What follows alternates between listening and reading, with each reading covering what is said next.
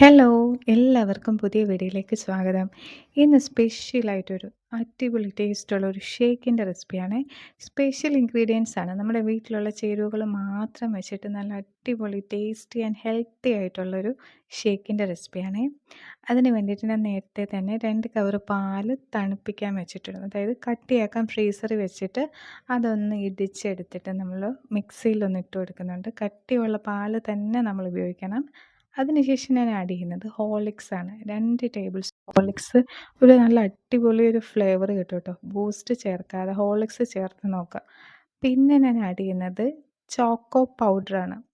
Cocoa powder. അതായത് അതിൻ്റെ ഒരു ഫ്ലേവർ വരുമ്പോൾ നല്ലൊരു ടേസ്റ്റാണ്. ഞാൻ അടുത്തത് നല്ല പഴുത്ത പഴമാണ്.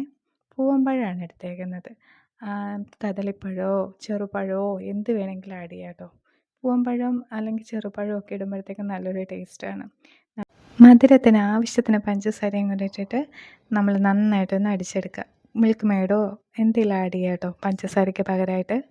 പഞ്ചസാര കൂടുതലുണ്ടെങ്കിൽ നല്ല ടേസ്റ്റാണ്. ഇതാ നമ്മുടെ milk shake, chocolate healthy milk shake ready ആയിട്ടുണ്ട്. ഞാൻ അതിൻ്റെ മുകളിലായിട്ട് കുറച്ച് ചോക്കോ പൗഡർ ഇട്ട് കൊടുക്കുന്നുണ്ട്. ഈ ചോക്കോ പൗഡർ ഇടുന്നതിൻ്റെ ഒരു ഫ്ലേവർ നല്ലൊരു ടേസ്റ്റാണ് കേട്ടോ.